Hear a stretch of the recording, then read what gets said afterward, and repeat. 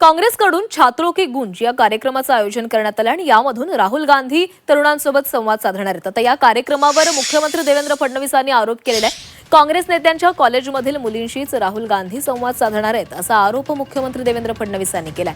तर मुख्यमंत्र्यांनी राहुल गांधींच्या कार्यक्रमाची धास्ती घेतली आहे असा पलटवार काँग्रेस नेते सतेज पाटलांनी केलेला आहे। येत्या शनिवारी पुण्यात राहुल गांधींचा छात्रों की गूंज हा कार्यक्रम पार पडणार आहे।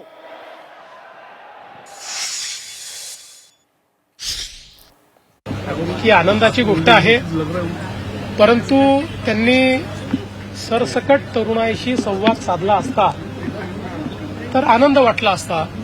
पण माझ्याकडे जी माहिती आहे त्यामध्ये काँग्रेसच्या नेत्यांच्या द्वारे संचालित जी महाविद्यालये आहेत त्यातल्याच मुलींचं रजिस्ट्रेशन करायचं आणि त्यांनाच तिथे आणायचं अशा पद्धतीचे आदेश आहेत। पण ठीक आहे, त्याही आपल्याच मुली आहेत, त्यांच्याशी संवाद साधला तरी मुख्यमंत्र्यांचं वक्तव्य बघता राहुलजींच्या कार्यक्रमाची धास्ती त्यांनी घेतलेली आहे। महाराष्ट्रामध्ये ऑनलाईन पद्धतीने ह्याची नोंदणी चालू आहे।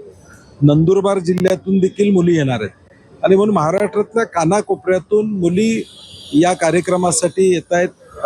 आमच्या भगिनी या कार्यक्रमासाठी येत आहेत, कारण की त्यांना माहिती आहे की त्यांचा आवाज, त्यांचे प्रश्न, मुलींचे प्रश्न, मुलांचे प्रश्न कोण मांडणार असेल तर ते फक्त राहुल गांधी या ठिकाणी मांडणार।